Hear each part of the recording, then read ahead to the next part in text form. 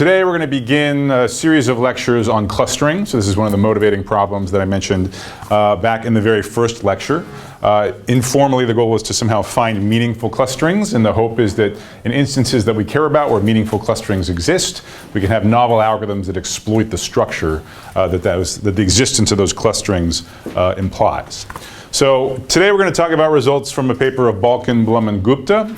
There's actually been an explosion of work on this topic over the past 5 years. We'll be surveying not all of it, but some of the rest of it over the next couple lectures as well. But this is the one that we'll focus on today. Okay.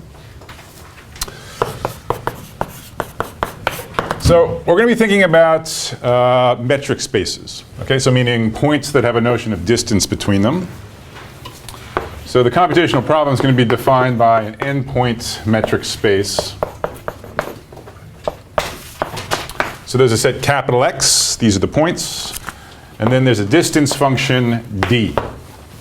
Okay, so d assigns a non-negative real number to every pair from X. So for example, maybe X, maybe that's a bunch of images. Maybe d is some function you've concocted which says how similar or dissimilar two images are. Okay?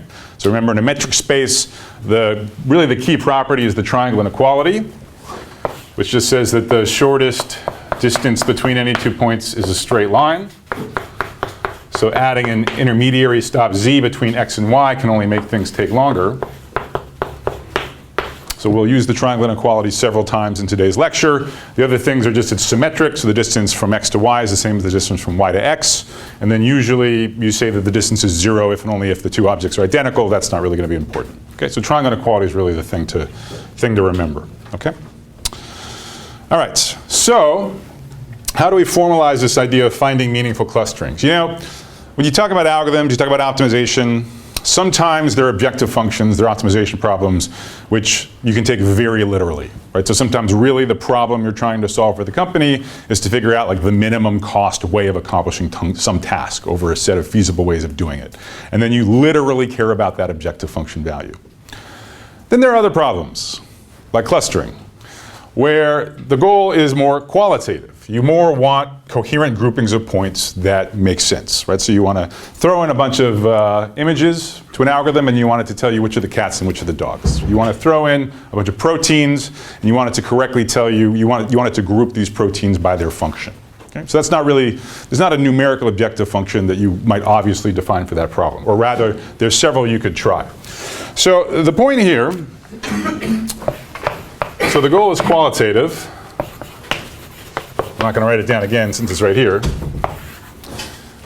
Compute meaningful clusterings. And if you approach this problem, as many people do, by positing an objective function, positing an optimization problem, and then solving it, you care about the solution to that problem only in as much as it comes back with a meaningful clustering. You do not care about the objective function value of the solution per se. You could care less. Conversely, if you solve it optimally and the optimal clustering under the objective function is meaningless, you don't care. Okay, it does you no good. Basically, that would just tell you that you phrased the wrong question. Okay? So, how are we going to grapple with this? So how can we have some kind of theory which strives to find these meaningful clusterings? Well, here's the first assumption. We're going to assume that along with this metric space, which we know, there is something which we don't know, namely a target clustering or a ground truth. Okay? So we're going to assume that this exists. We don't know what it is, and we'd like to find it, okay, given this distance information. Okay, so that's the first major assumption. Okay? All right. And again, for example, you really want, maybe there is some division into cats and dogs, proteins by function, et cetera.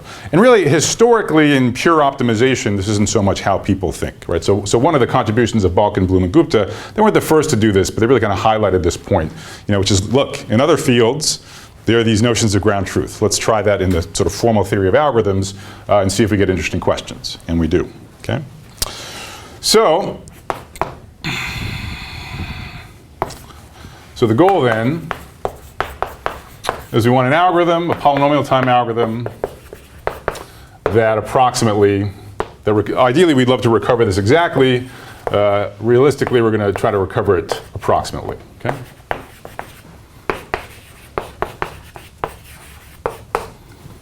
All right, so that's what we want. Now, for an algorithm to have any hope of accomplishing this goal, there have to be some clues in the input. There has to be some relationship between the input that you're given and what the ground truth clustering is. Right? If it's just some secret that has nothing to do with the input, you're not going to be able to just guess it out of thin air. Okay? So we need to then introduce a relationship between what the input looks like and what the ground truth clustering is. So the big assumption, or like the key definition, is a formal link between these two. All right? So I'll state it informally first. So the assumption is going to be that every near optimal clustering, and here, when I say near optimal, I mean in the sense of some objective function. And I'll tell you the objective function in a second. So with respect to an objective, okay? So every near optimal clustering is close to the target in the sense that it clusters the points in almost exactly the same way. Okay? So what the assumption is saying, it's saying if you compute a clustering which is numerically, according to some objective function, almost as good as the ground truth clustering, then that implies that structurally it is also almost as good as the ground truth clustering. Okay? So approximation of a numerical objective implies approximation in the structural sense, the classification sense. Okay? So that's an assumption. One way to think about this, or a very cartoonish way to think about this, is we somehow want the right answer to stick out. We don't want there to be any kind of second best alternatives that might confuse us too badly. So if you really just think about sort of plotting a single function, and again this is just a cartoon, but you somehow imagine that different points on the x-axis are structurally similar, and you imagine that this is some objective function that we want to maximize. Well, clearly the highest this gets is right here. But importantly, the only way you can get close to the maximum, so say anywhere above this curve, is to be somewhere in the domain which is close to the maximum point. There is no, for example, local maximum that's almost as good very far away from the global maximum. Okay, there are other local maxima, but they're kind of quite a bit worse than the global maximum. Okay? So this is one way you can, just in a very cartoonish way, think about this. All right? So if you get close to the maximum, you get close in value, you get close to the optimal in structure. Okay, so that's the idea. All right? Yeah. So the target is also the global maximum. It actually doesn't matter, but it should be. So it's not going to matter. Go ahead and think of it that way, and I'll actually just explicitly assume it, but it's really for ease of exposition. So think of the target as being the optimal for an optimization problem. Elliot. Something like clustering cats and dogs. It seems like your the optimal is not so much better than all the other solutions. Like if you're off by 1 cat or 2 cats or 3 cats, it kind of the value of your. That's a good comment. Excellent comment. So that's why. So certainly right. So if you take, this is exactly why we want to have all these approximations. It's an excellent comment, which is if you take the best clustering and then I just kind of move it a little bit, it's still going to be a great clustering. It's also still going to have a great numerical objective function value for reasonable objective functions. So a different way of saying it is so it's clear that you can't, so a stronger statement would be, you have one optimal clustering numerically and nothing else is even close to it numerically, right? And you'd love to just say, oh, as long as, you have this huge gap. And your argument is showing that's too strong, right? If you take an optimal clustering and you perturb it a little bit, you're going to get something which is almost as good. So that's why we need to kind of say the only way you can be almost as good is through that kind of perturbation process. The only near optimal solutions are small perturbations of what we want. As opposed to taking the optimal solution, doing some massive rearrangement of everything, and then getting something almost as good. That's exactly what we want to exclude. Yeah. Okay. So, this is not math yet. So, first of all, this definition only makes sense once you've settled on an objective function. So we're going to use one of the standard clustering objective functions. There are analogous results for other objective functions, other popular ones as well. Okay, but for this lecture, we're just going to focus on one of them, which is called the k-median objective. Basically, the k-median objective is the sum of the nearest neighbor distances. Okay, so we're going to be picking k-clusters. Each cluster has a center. Every point gets assigned to its nearest neighbor cluster, and then we just add up the resulting nearest neighbor distances. Okay, we want that to be as small as possible. So formally, the goal is we choose a set S of k centers. So these are points from the metric space that we now designate specially as centers. And then we look at the rest of the points, or we look at all of the points, and we look at the sum of the nearest neighbor distances. Okay, so for a given x, I look at the minimum over all of the centers of the distance between x and that center. Okay. So this is the objective function. You want to choose S, you want to choose these k centers so that if everybody's assigned to centers in the obvious way, by shortest distance, then the sum of the distances is as small as possible. Okay? So we want these like tightly knit clusters. Right? So we want all these distances to be small. That means they're in these tiny little clumps. Okay? So this is not there is no sort of unique best clustering objective function, but this is definitely amongst the top 2 or 3 most commonly used ones. Okay? So if you're a fan of k-means instead, you can also derive results. You know, the details are different, but the same theory can be executed for something like the k-means objective function. All right? So any questions so far?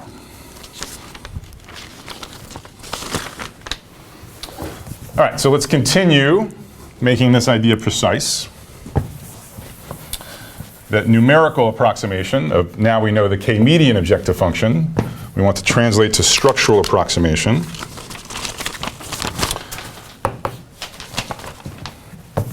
So here's the formal statement of the key definition. That of being C epsilon stable. Okay. So we say that a given target clustering, okay, so we have a metric space, we have a target clustering, we're thinking about the k-median objective. And we say that the target clustering is C epsilon stable if, C here is at least 1, if every C approximate k clustering, meaning every solution to this problem where the objective function value is no more than a C times the minimum possible, every C approximate k clustering agrees with the target on almost all of the points, namely a 1 minus epsilon fraction.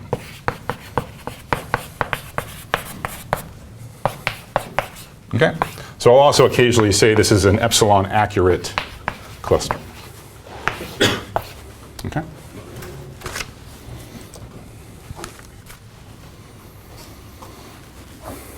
So one quick detail.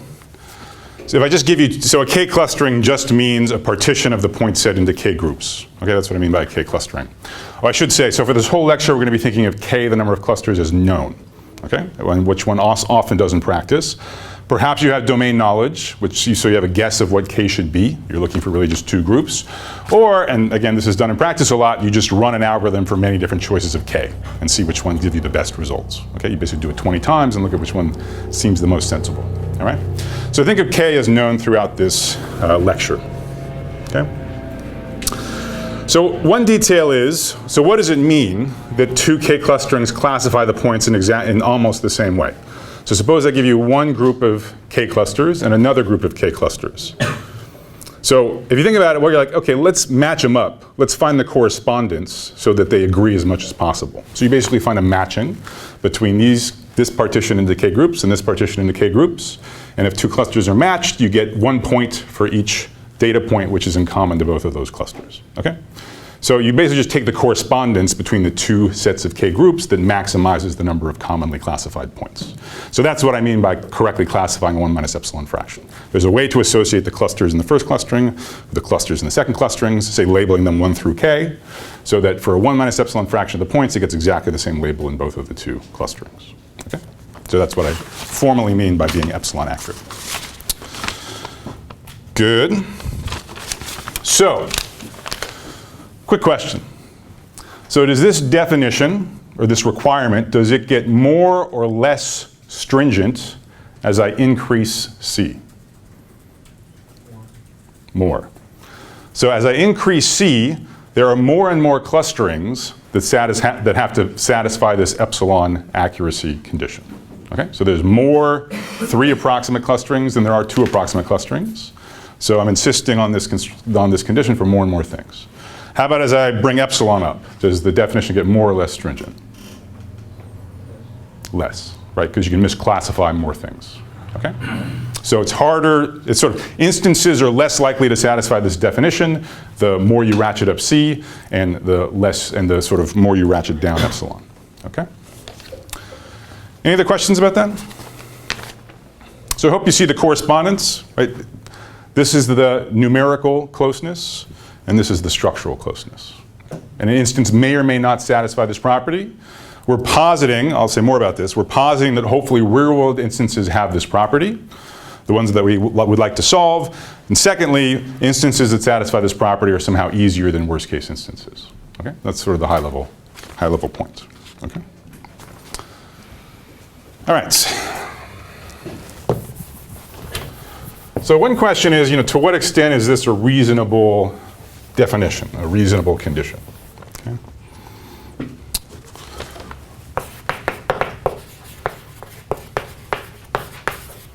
Oh yeah, I should give you some parameters you might want to think of these as representing.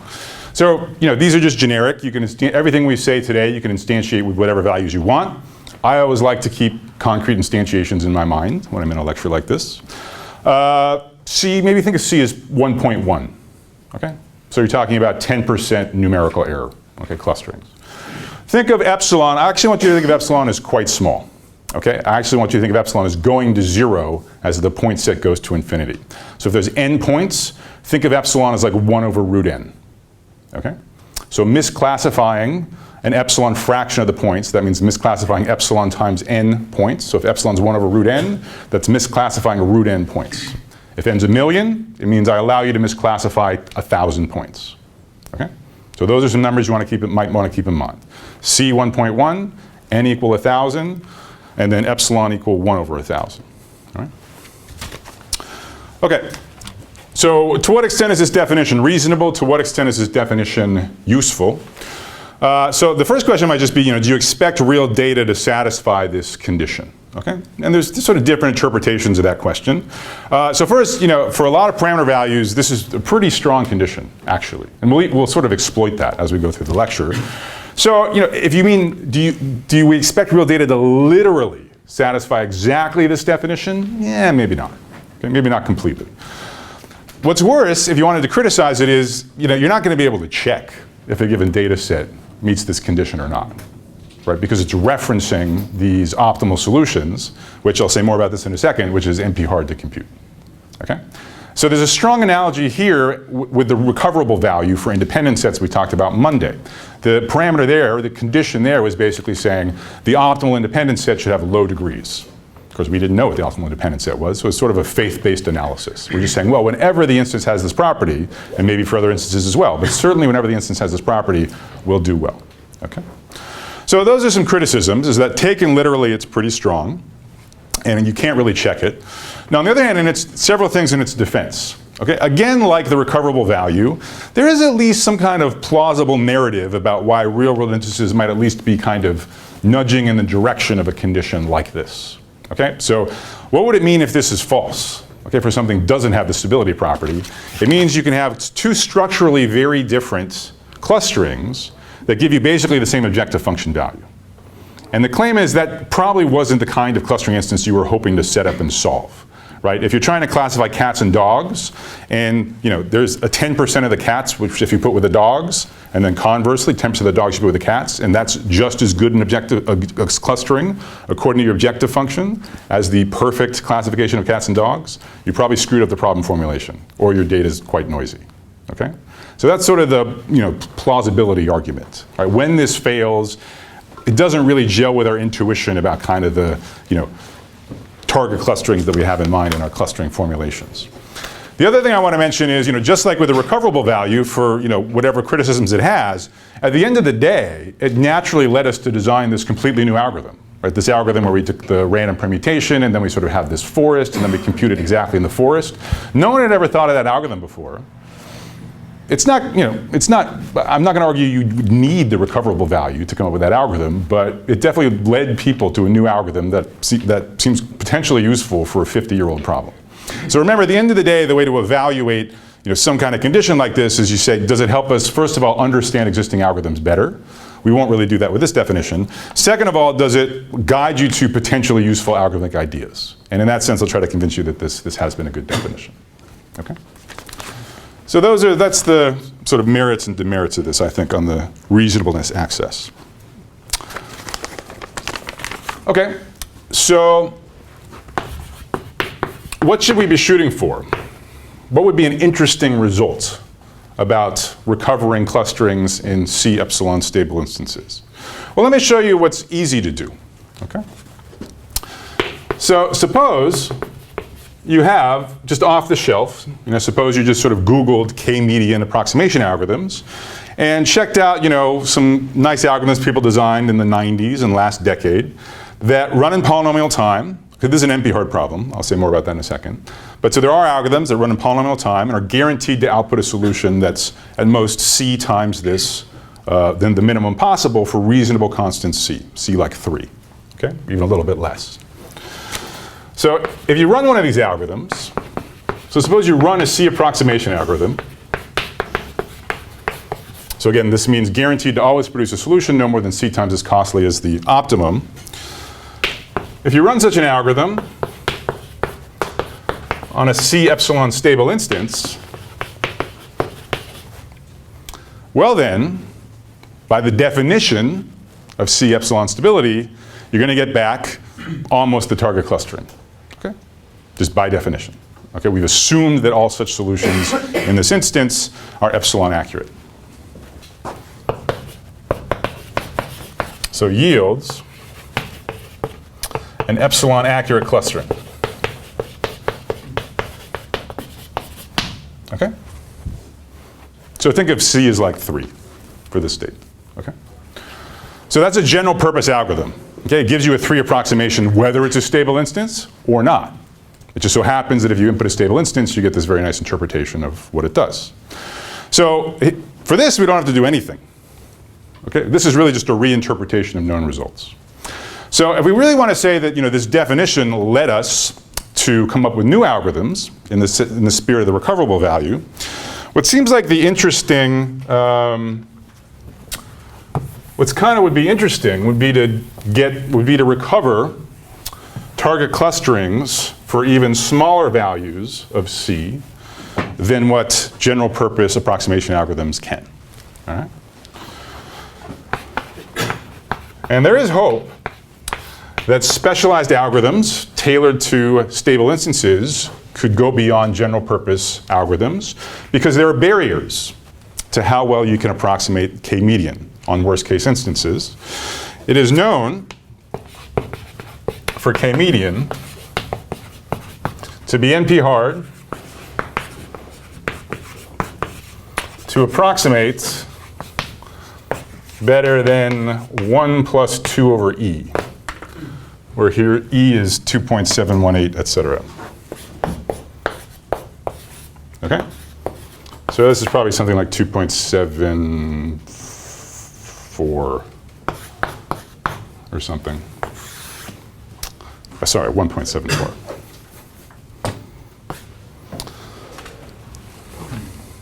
Okay? It's not known how to get 1.74, but we can get pretty close. Okay, it is known how to get 2.7 or something like that. 1 plus root 3, if you must know, is what's known on the upper bound side. Okay? But so the point is, if you say, well, so remember, the bigger C is, the more stringent the assumption. Okay? So there's going to be instances which are 1.5 epsilon stable for some value of epsilon and are not 2 comma epsilon stable. Okay? And if you're only 1.5 epsilon stable, this basically says you're out of luck. There will never be general purpose K-median instances so that it'll guarantee recovery of your target clustering. Your stability condition just isn't strong enough, okay? So using general purpose algorithms gets stuck at 1.74. So if we want to be able to recover below 1.74, we need necessarily, unless we're going to prove P equal NP, we need to develop algorithms that they have to be new. Okay, they have to be tailored to take advantage of whatever's special about stable instances. Okay? And again, we had an analog on Monday where we had this recoverable value. We had the randomized greedy algorithm. It got a constant of 1. It was no better than 1. To beat 1, we had to come up with a new algorithm. Okay, we're seeing exactly the same thing unfold here. Okay, so that's the goal. So that's what we want to do this lecture.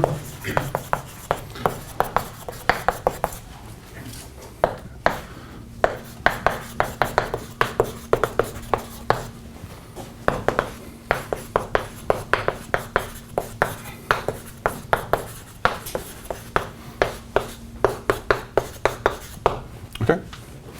And I'll show you that we can actually do this for arbitrarily small fixed constants c, okay? As long as n is going to infinity and epsilon is going to 0 with n, okay? So we can get, we can do 1.1, for example, which there's no way you can do it via general purpose algorithms, okay? So that's the really good news.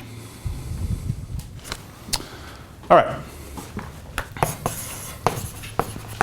So any questions about what we're trying to do? Yeah. So it's pretty much like agnostic of epsilon. So like you. Good question. It's the answer is subtle, so I'll answer that explicitly. But let me get there. Yeah. Good. Right. So in our minds, we're thinking that we're only operating on these stable instances. The hope why we might do better. Well, if there's a meaningful clustering, presumably that means there's extra structure in the instance. Maybe we can detect it in an algorithm and exploit it to do better than on worst case instances. That's what we're hoping is true. I want to just digress briefly to compare and contrast what we're doing right now and what we're doing in this lecture with the parameterized analysis I was talking about in the last couple lectures. Okay? It's similar, but there's a slight difference, especially in just kind of mindset that I want to be clear about. So for parameterized analysis, think as a canonical example our discussion of LRU. And when we parameterized page requests by their locality and then gave a page fault rate upper bound that was parameterized by the locality. So the LRU algorithm, we didn't need to define that locality measure to come up with the LRU algorithm. Okay, people came up with the LRU algorithm a long, long, long time ago, and that parameter was, is like 10 years old. Okay, so you can't say that the LRU algorithm is in any way depends on that parameter or is tailored to that parameter. Okay, the LRU, it's more like the algorithm it's clearly well defined and correct on every single page request sequence. It just sort of auto-tunes to whatever degree of locality the page request sequence has. In other words, the parameter, that alpha sub f of k, we used it only in the analysis of the algorithm, not in its description or its design. Today will be different, okay? I've defined a property, I've posited a possible property of real world data, okay? But we're actually going to design an algorithm which we basically probably would never have come up with had we not written down this definition. Okay, so there's a sense, an informal sense in which the algorithm we'll discuss today really is explicitly exploiting structure in data rather than being well defined everywhere and sort of auto-tuning to any structure that there might happen to be in data. So with parameterized analysis, I talked about how it's basically like a projection of the input space onto a line, where the line indicates the easiness or difficulty of the input, and then you just have whatever performance you have as a function of that parameter. And really, a few of the algorithms we're going to see now, including today, this is a little bit overstating, but it's almost as if we have the instances that satisfy whatever condition we have in mind, C epsilon stability. We're going to analyze our algorithm only here. Okay? So our mindset is like, our responsibility as an algorithm designer is only to do a good job on the instances that meet this definition. Because we're thinking of these as the important instances. And for the other instances, basically, we're allowed to segfault. in effect. I mean, the algorithm will be much, will behave much better than that. But in our mind, we think, if you gave us something else, you violated the promise that this was all I had to do.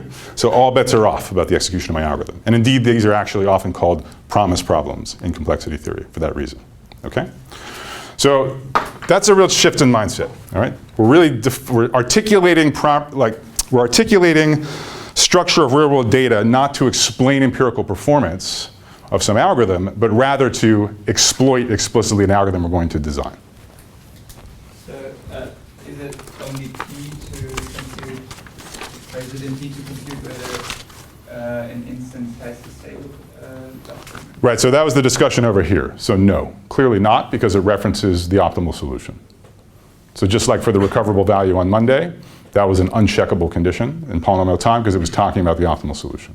But our algorithm then, Our algorithm, so it's kind of like if we get a bad solution. good, so here's the good news. So here's the good news. So the good news, you're right, this point is worth making explicitly. So we have this kind of faith-based belief, in effect, that the world looks like this, that these are the instances we're responsible for. Now suppose we can actually determine whether our algorithm succeeded or failed. And that's actually going to depend on the algorithm and depend on the problem. But the easy case is when we can tell whether or not we succeeded or failed, all right? So we run the algorithm on an instance. We don't know whether or not it satisfied the promise.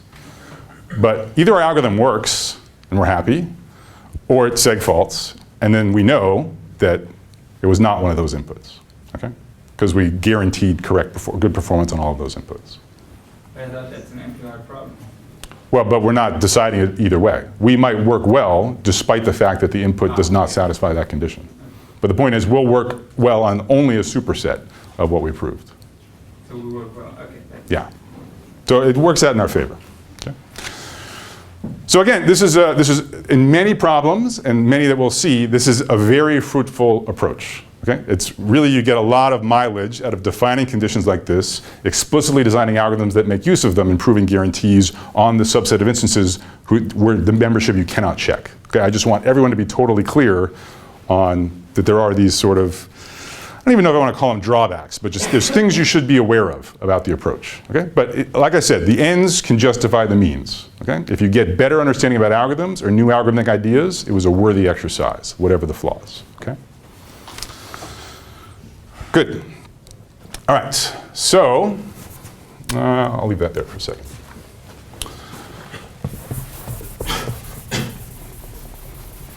So that's the goal. I'm going to show you an algorithm that recovers the target clustering up to epsilon. Basically, no matter how small C is. C should be bigger than 1. Think of it as, again, 1.1 as one typical value. All right. So before I describe anything about the algorithm, I want to examine some consequences of this stability assumption we're making about our input. Okay? So here's the thing, right? There's a stability condition. We're assuming it's true, but we can't check it. So we need to somehow build a bridge between this uncheckable condition and stuff that our polynomial time algorithm can actually make use of. So what we're going to do is we're actually going to examine logical consequences of the condition, which our algorithm can notice. Okay? Clues about what these unknown optimal clusters are. So let me give you some preliminaries about what that structure is. Then we'll talk about how the algorithm can make use of them.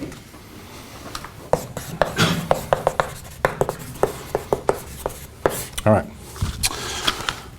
So consider a stable instance. I hope you'll permit me a change of variable. C will become 1 plus alpha. Okay, so C was at least 1, alpha is at least 0.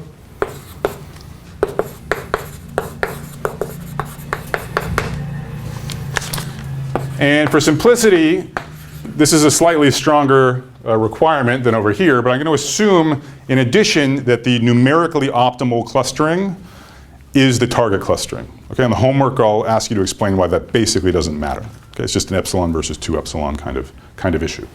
Okay, so assume the target clustering is optimal. And assume that the optimal objective function value, I'm just going to denote it OPT. Okay? So remember what the k-median objective function looked like. There is this sum over all of the points of a distance between a point and its nearest neighbor. Okay, so the objective function is the sum of n distances. This is the sum of n distances. Okay? So a typical distance is going to be opt over n if there's n points. Okay? All right. So a couple claims, pretty easy claims. So we want to say that stability buys us stuff. Okay, so it means there have to be nice properties about the input metric x comma d. So first of all, the claim is that most points are very close to their center. Okay, so again, we're not doing an algorithm, we're just doing analysis. Okay, so think in our minds about this optimal clustering of the points and fix it. We're just talking about what that has to look like. Okay? So in that optimal clustering, most of the points are close to their center. What do I mean by close? I mean not too much more than a typical distance. Okay, so what's a typical distance? Well, opt is the sum of n distances. So one of those distances is opt over n. So not too much bigger than the average distance opt over n. Okay? So the distance between x and its closest center. And again, remember this means in the optimal clustering that we're thinking about in our head right now. Okay? Closest center in the opt. So that should be not too big. That's the optimal distance, and we'll allow it to blow up a little bit. Okay? Alpha over 5 epsilon. So that's the first nice thing. So most points are pretty close to their centers relative to the average distance. Secondly, most points are actually much closer to their center than to their second best center. Okay, so in the optimal clustering, there's sort of an obvious best cluster for almost every point. Okay?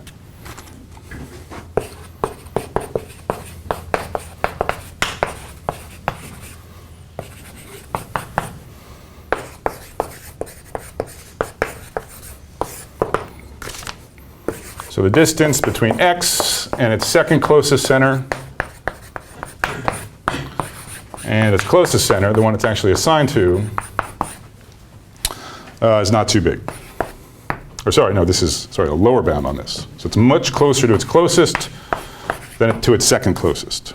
Okay, meaning strictly more than a typical distance times a constant factor, alpha over epsilon. Okay? So the picture you want to have in mind is that typical points in the optimal clustering have to look like this. Okay, so here's a point x. This is the center, this is nearest center. The center gets assigned to an opt. So this should be, this is short if x is close, satisfies condition 1. And then pick your favorite other center. X should be very far from C prime. Okay? So this should be long in the well-separated case. All right? So everybody's, not everybody, but almost everybody's really close, relatively speaking, to their own center and really far away from the second closest center. And it's, of course, it's easy to think of, you know, point sets where this wouldn't be true, right? So we're already seeing how the stability property is giving us highly non-trivial structure. In fact, if you believe this, basically what this is saying is that this optimal clustering is kind of, you know, really stands out. Really, you just have all of these different kind of far apart clumps plus some small fraction of outliers. Right? So it's really just saying it's kind of an obvious clustering plus a few outliers. That's the interpretation. Okay. So is the statement clear? I'll prove this to you. Proofs are not hard. Where did the 5 come from? Where did the 5 come from? Well, you know, it's a definition. I can do whatever I want, so I can put in a 5 if I want. The 5 will show up in claim 2. Okay, I'll wait for it. There'll be a few claims, yeah. So it's a good question. At the moment, you know, you should just think of it as, you know, I mean, even when we prove 1, it's clear we want to blow this up by some constant factor. And the question is, what should it be? And when you're actually doing this proof, you're like, oh, well, what else do I need? What other part of the proof is pushing back? And then you kind of put those together and the number pops out. So yeah, that's a fair question. For the moment, it's a rabbit I pulled out of the hat. Okay, so proof of 1. So 1 is, 1's pretty much trivial. This is just what you could call this averaging or Markov's inequality. Suppose one was false. So don't forget what opt is. Opt is the sum of n different distances, okay? So what do we have here? So here we're talking about some of those distances, right, that make up opt, right? And if more than 5 epsilon over alpha n were bigger than that, well then the sum of all of those, the 5 epsilon over alpha would cancel the alpha over 5 epsilon, that n cancels that n.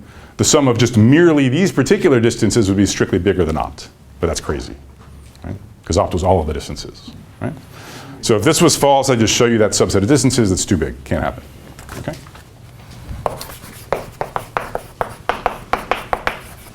So there's a reason why, we have the n alpha epsilon here, 5, and then we have the reciprocal here. It's exactly the same thing, okay? Markov's inequality, averaging. All right, proof of 2, it's a little more interesting. So again, let's go by contradiction. So suppose otherwise. That is, suppose even strictly more than epsilon n points failed to be well separated.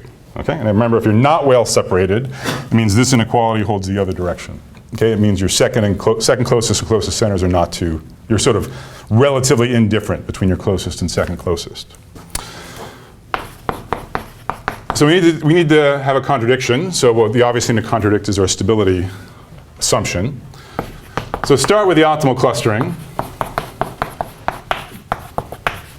Again, remember, this is just in the proof. Okay, so there is some optimal clustering. Start with it. Take the points which are not well separated. Okay, so these are points where they don't care a lot whether they go to their first closest or second closest center.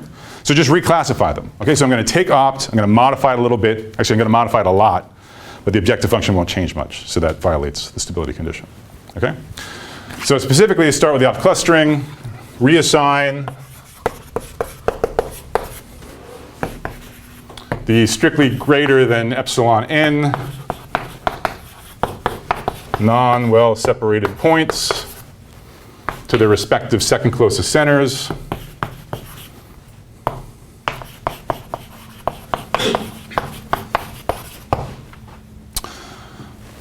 So what does that yield?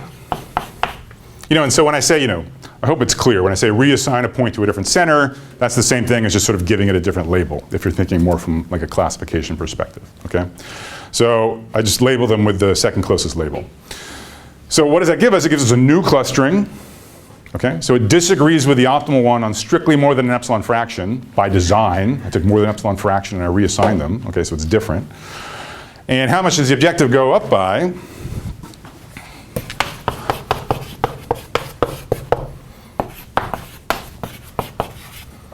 Well, it's at most the old objective, and I started with the optimal clustering, plus whatever the extra cost is by having these stupid reassignments. And how much is that? So I reassigned, basically epsilon n points, and the cost per point was opt over n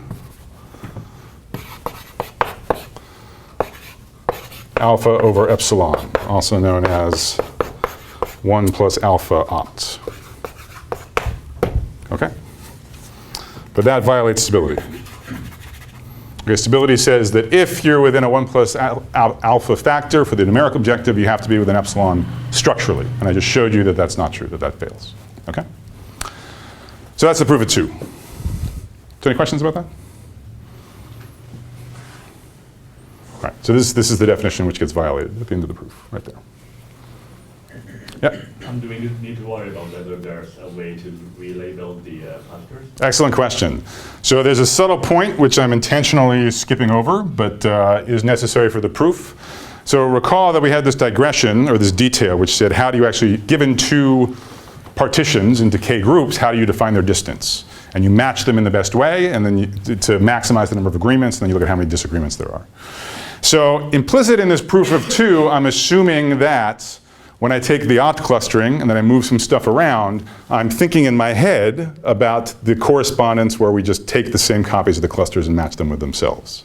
And the rest of the proof has to argue there's no better way to have the two sets of K clusters correspond that would give me even fewer agreements, or disagreements, excuse me. So it's true, and there'll be details in the notes, but it's a subtle point, okay? Yep, excellent. Good.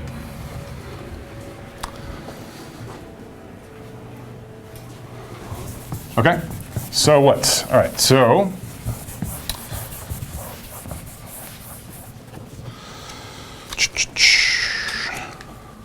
1 and 2 imply that there are at most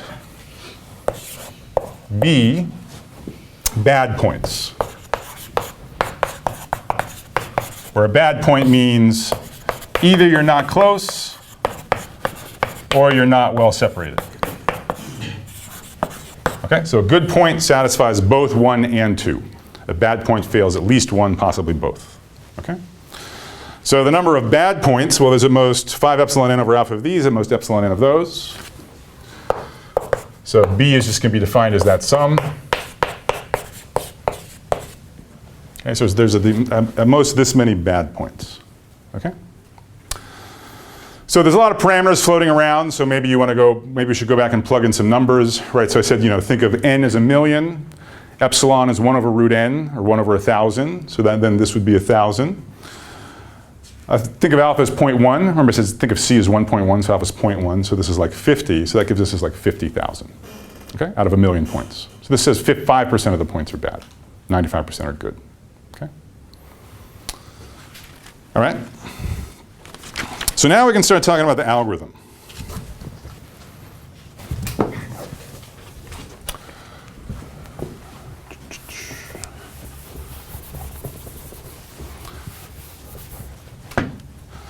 So the algorithm has 2 steps plus sort of an optional 3rd step, which we'll talk about if there's time. So I guess before I mention this step again, keep in mind what really we're looking for here are sort of general algorithmic ideas that might be useful. Okay, and both step 1 and step 2 are I think nice ideas about how you might approach this problem. So the first step is going to be we're going to define a graph just based on distance thresholding and look at the properties of that graph. Okay. So what's the threshold? So set tau, that's going to be the threshold. Well, we're going to set this to be something. But the bottom line is we're going to then form the graph. So remember what we started with. We started with a metric. Okay, so you can sort of think of that as like a complete graph with numbers on the edges, namely the distances. Now we're just going to be looking at a graph undirected. Okay, so there's no numbers, simpler object. So form G, so the vertices are just the points in the metric space, but not all edges will be there. And edges are just going to denote nearby points, okay? Namely distance at most tau. Okay?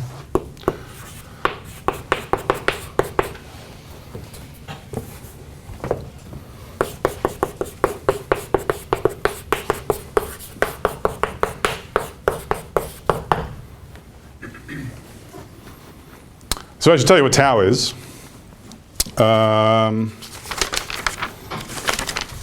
So tau is basically going to be twice what this is. Is that right? You don't know what opt is. Yep, that's an excellent comment, but I'm going to define it that way anyways for the moment.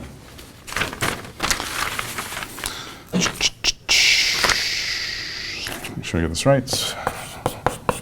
Opt over n, 2 alpha over 5 epsilon. Okay? So to relate this to the properties in 1 and 2, so close, notice this is just double this. Okay, so close basically means that the distance between a point and its center in the optimal clustering is at most tau over 2.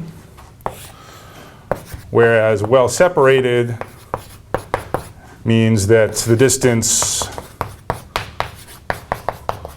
between the first and the second closest centers, well, this is just that, but with an extra 2/5 added, so we just reverse that. This is going to be strictly bigger than 5/2 tau. Okay? So if we knew how to compute tau, then this is a very simple definition, okay? So tau is just double our threshold for closeness, or if you like, it's 2/5 our threshold for being well separated. Okay, so now on to the justifiable complaints. How would you ever implement this algorithm? Certainly, at the very least, we don't know opt. You might prefer to have a version of this algorithm where you didn't assume that you knew alpha or epsilon either, if you think about it.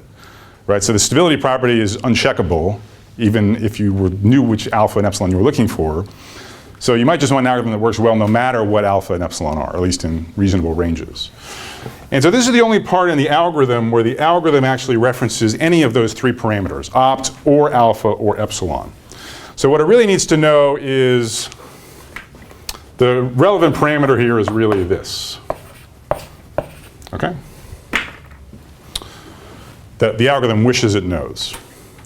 So there's actually a simple trick that works in lots of different contexts when there's sort of one parameter it would be really useful if you knew, but you don't, which is you just try a bunch of values for it, okay? We sort of already talked about this with the number of clusters k, right? So often you talk about k as if it was, you know, given, came down from heaven, you know what I mean? But really you try a bunch of possibilities in practice.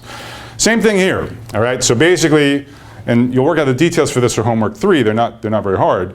You just try a bunch of values of tau and in some sense pick the best one, okay? One thing to notice is that we only care about tau in as much as it defines the graph G, okay? And tau is just this threshold on distances that we're using. There's only n choose 2 different distances in this metric space, okay? So really there's just n choose 2 relevant values of tau. And as you go from small to large, the graph G will go from empty to complete, okay? So you're basically just gonna keep adding edges to G, waiting for something magical to happen. And we're going to analyze the rest of this algorithm for the correct value of this parameter where something magical will happen. Okay? Was that clear? So you can reduce the case of knowing opt to the case of not knowing opt just by repeated doubling in effect. Okay? And that's a good thing to remember. That shows up over and over and over again.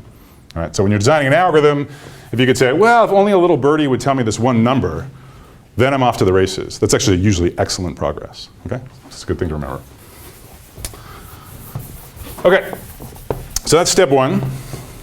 So again, for the rest of the lecture, we're just going to assume that tau literally is this number, okay?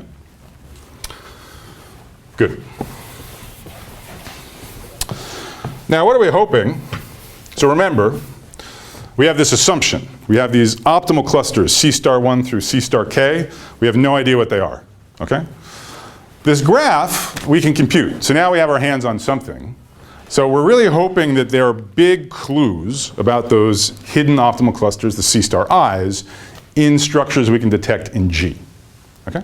So that's what we now need to understand. To what extent does the stability property about the metric space give us detectable signatures of them in G? So now let's switch back from the algorithm to the analysis of the algorithm and try to understand what things look like after step 1. Okay? Then there'll be step 2 after we realize we need a little more work. All right. So claim 1. Claim 1 is about good points. Remember, a point is good if it is both close, meaning within tau over 2 of its center in the optimal clustering, and well separated, meaning at least 5/2 tau between its closest and second closest centers. So here's the claim. The claim is in G, there are cliques which correspond to the optimal cluster C star 1 through C star k. Okay? So in some sense, these hidden clusters show up in G in a nice way. So the claim is all good points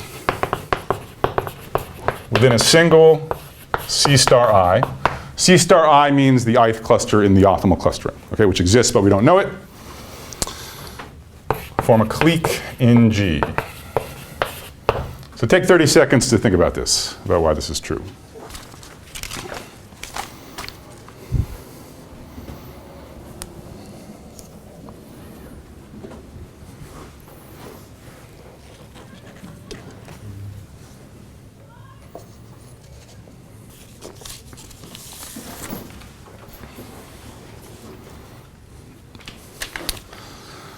So are we actually using do we need to use the full hypothesis that these points are good, or only one of the two properties? Only closeness matters here, actually. Okay? So why is this true? This is true just by the triangle inequality. So take 2 points that are good and in the same cluster C star I. Because they're good, they're close. So each is within tau over 2 of their center. So by the triangle inequality, the distance to each other is at most the sum of the distances to the center. So dxy is at most tau. So that means they get an edge in G. Okay? And that was true for an arbitrary pair of points that are good in the same center C star I. Okay? So you have a clique. Okay? All right. All right, so have we made any progress? We have reduced this problem we wanted to solve to finding cliques. Oops. Clique's a hard problem, right? It's the same as independent set. We were talking about that last lecture. It's a really hard problem. On the other hand, this G, this is very far from a worst case instance of clique, right? So we're hoping there's more structure there that makes these cliques unusually easy to find. I mean, in the best case, we kind of wish this graph would just fall into k different pieces, and then the cliques would just sort of be there waiting for us on a silver platter, okay? It's not quite true, but claim 2 is going to say, and claim 2 is where the 5 comes from. So claim 2 is going to say, you know, while the graph G doesn't fall apart, these different cliques can only be connected through kind of relatively sparse structures, okay? So the claim is if x, y are good and in different optimal clusters, so in distinct C star I, C star J, we'd love to say there's no path between them at all, right? Because then their cliques would be in different connected components, and that would be relatively obvious for us. But we can say that if they're connected by a path, the path has to be pretty long. It has to be at least 3 hops in G. Okay? This is sort of a clever claim. So xy distance, not in the metric space, but just in the sense of shortest pass in the graph, is at least 3 hops. So take 30 seconds to think about this. This one is not as obvious. This one is a little trickier.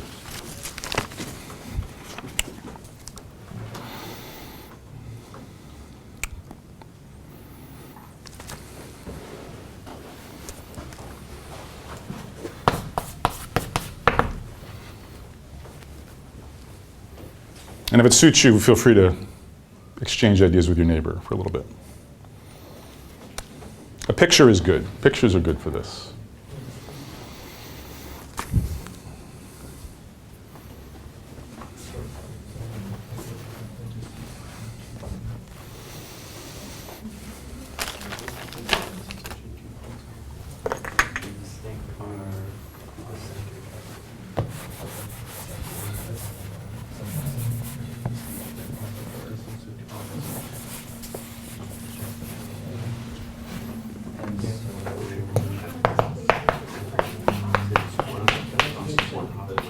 Yeah, something like you're in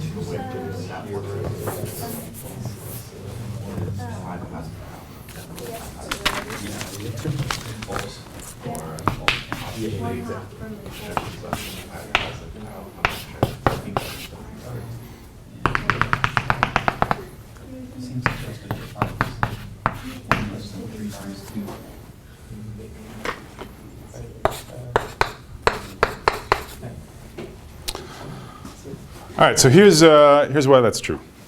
Okay? So take your points x and y. So don't forget the hypothesis. X and y are in distinct optimal clusters, and both points are good. Actually, one of them we just need to be close, the other one we just need to be well separated, but whatever. They're both good. So start with x. And so y is in a different cluster. Let's C2 denote the center of y's cluster. So if x is well separated, and it is by assumption, the difference in distances between x and its center and x and C2, this other center, has to be at least 5/2 over tau. Okay? Now the distance from x to its center is at least 0, so the distance between x and C2 has to be at least that separation gap. Okay? 5/2 tau. Okay? X is far from C2. Y, on the other hand, well, C2 is y's center. and y is good, so y is close. Okay? So y is within just tau over 2 of C2. So now we use the triangle inequality yet again. So this is because x well separated. This is because y close. And so the triangle inequality implies that the distance between x and y is at least the distance between x and C2 minus the distance between, C2 and y. Right, so just add this to both sides to see why it's the triangle inequality. Is that what I wanted? Yes, that's what I wanted. Yep, good. Bigger than 2 tau. Okay? So because just by virtue of x being far from C2 and y being close to C2, x and y have to be pretty far apart, bigger than 2 tau. Every edge in G represents distance of at most tau. So every path of at most 2 hops, by triangle inequality again, represents distance of at most 2 tau. So if their distance is strictly more than 2 tau, any path between them has to have at least 3 hops. Okay? All right. So a picture of G is now emerging. So what we've got is we've got like the good points of C1, that's a clique. Good points of C2, that's a clique. Good points of C3, that's another clique. Then we've got these sort of hangers on, these bad points, okay? So, bad points could look like this, and so on. They can even, annoyingly, sort of connect different of these cliques of good points together, okay? The only caveat is that this is kind of elongated structures that connect the 2 cliques, right? So every path here has to be at least 3 hops, okay? So that's what we know G looks like following step 1 of the algorithm, all right? Okay, so what we were hoping was that the cliques would just sort of fall apart and be obvious, okay? And so there's going to be a step 2, which takes a graph like this as input, does another simple filtering step, so that's going to sever these long chains without destroying the cliques. And at that point, it'll just highlight the cliques in a totally obvious way. Okay? So that's the point of step 2.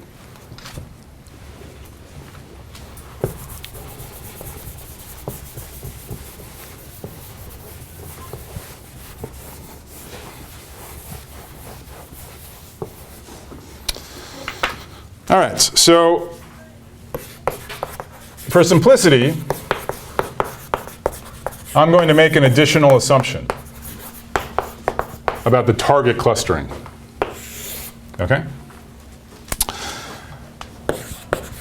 This will make my life easier, and we'll be able to derive stronger results under this assumption. I'm going to assume that every cluster in the target clustering is big. What do I mean by big? I mean it's going to have at least 2b plus 2 points. B is the number of bad points. That's the formula for it. Okay?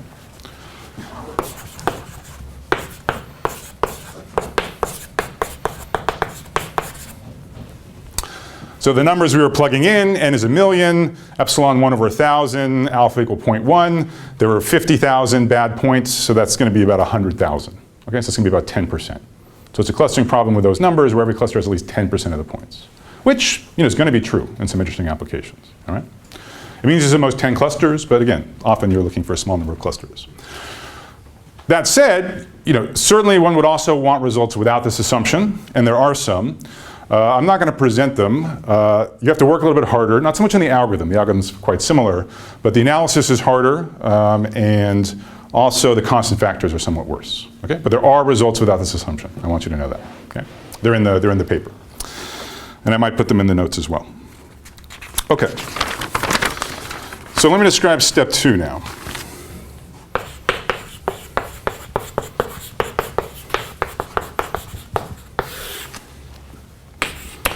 Step 2 is just going to be to throw out some edges of G. Okay, so we got G just by thresholding a tau. Now we're going, and this again I think is a very nice idea, we're going to only retain edges where the endpoints have lots of common neighbors. Okay, so again, a very simple, nice idea to throw out some of the edges of a graph. So the vertex set is the same. The edge set is a subset. So xy is an F, if and only if it has to be an E,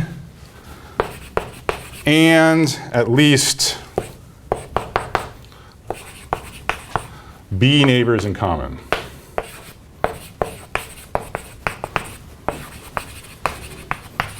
All right, where B is, again, our upper bound on the number of bad points. Okay? Oh, I should have said,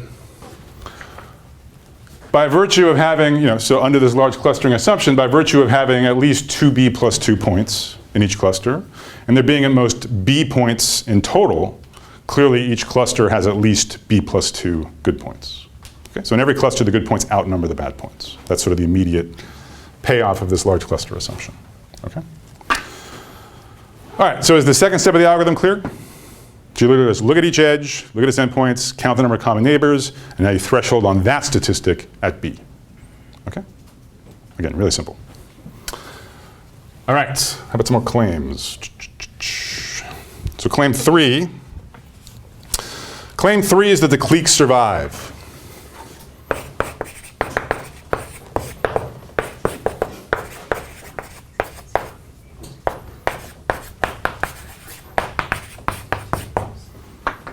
Okay?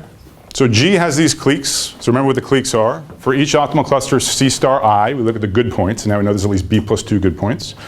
We had a clique on them in G. I claim none of those edges get deleted in H. Okay? The cliques survive. Why? Well, again, the cluster has at least B plus 2 points, good points. That's what the big cluster assumption gives us. So they're in a clique of size B plus 2. So for any two of those vertices, they have B neighbors in common, namely the B other vertice good points in that clique. Okay? And that's true for every edge of the clique. All right? So the cliques don't go away. That's good. Now, why is it that we severed all those chains?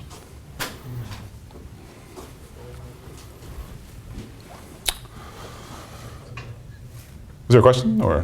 Why is it 2B plus 2 if you're saying B plus 2 for the clusters? This is the definition. So this is the assumption. He's saying, could you have done it with less? No.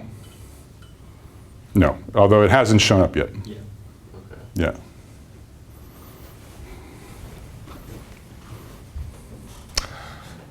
Okay. It's another sort of rabbit out of the hat.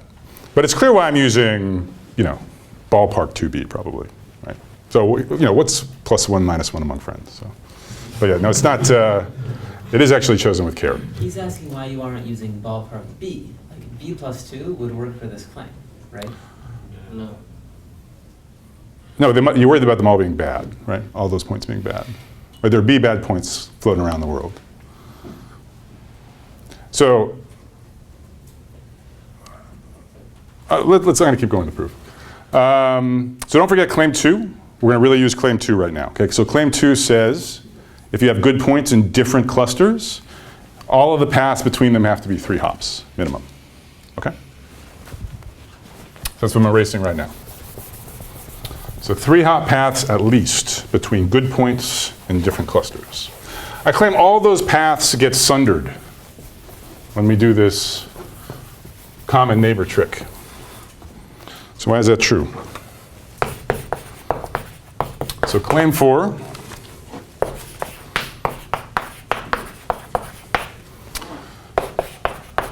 So no paths between good points in different clusters, and clusters of the optimal, the target clustering, survive.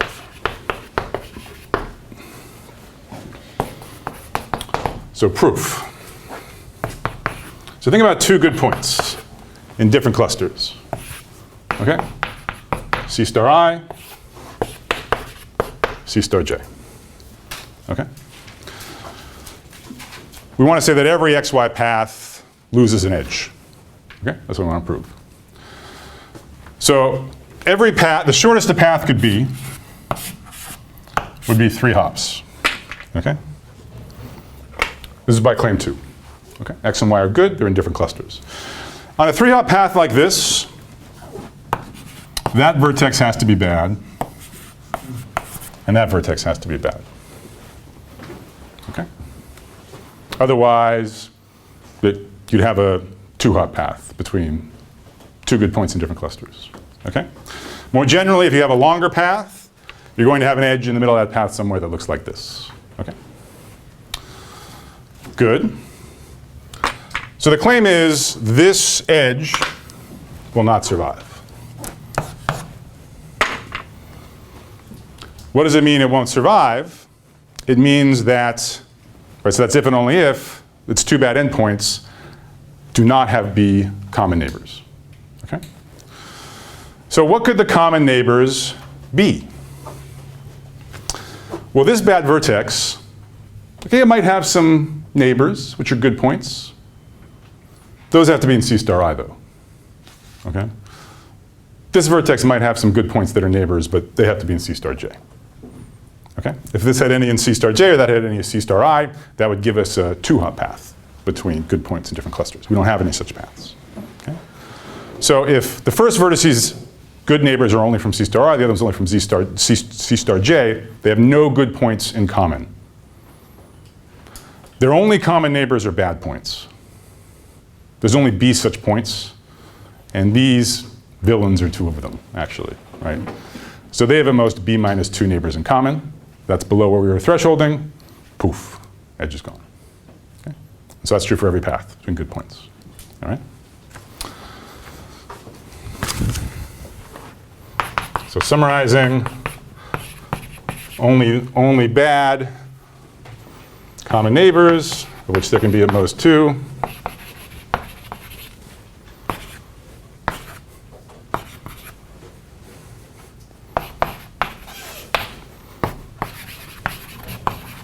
So it gets deleted. Okay? Questions about that? All right, so step 1, kept the cliques and at least made them only connected by long stringy bits. And the second step severs all the stringy bits. Do I want this? Maybe not. And now we're home free. Now exactly what we wanted to have happen happens. Okay, there were these clusters, we have no idea what they were, right? No clue. But we can certainly, form this graph based on distance thresholding. We have the metric, that's easy enough. We can certainly take that graph and do operations on it, like count neighbors and delete more edges.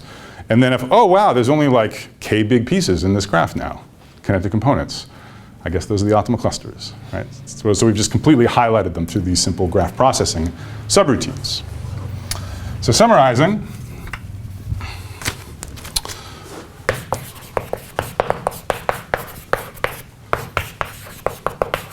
so this graph H, it has precisely k connected components of sufficiently large size, okay, with at least B plus 2 vertices.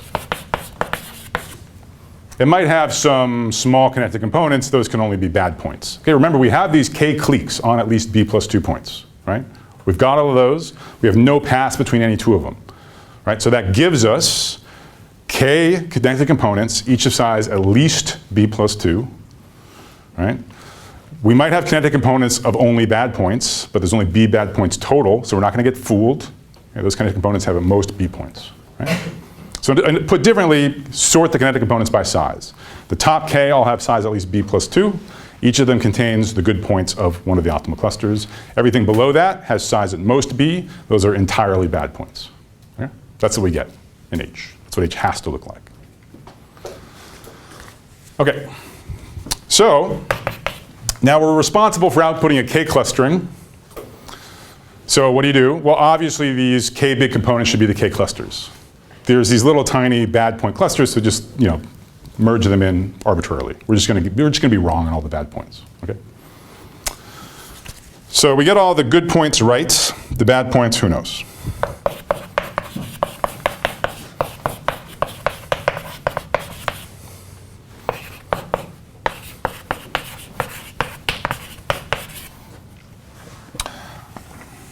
So we don't get something which is epsilon accurate after step 2, but we do get something which is, let's see, epsilon 1 plus 5 over alpha accurate. Okay? So we get something which at least, you know, is something, right? So I promised you epsilon accurate. I'm going to tell you what step 3 is. For the analysis, because it's so cute. It's just very cool. For the analysis, you can look at the notes. So what the goal is to take these, so we've now computed a clustering. So if alpha is like 0.1, this is like 50 epsilon, okay? So instead of missing 1,000 points, we're missing 50,000 points out of 1,000,000, okay?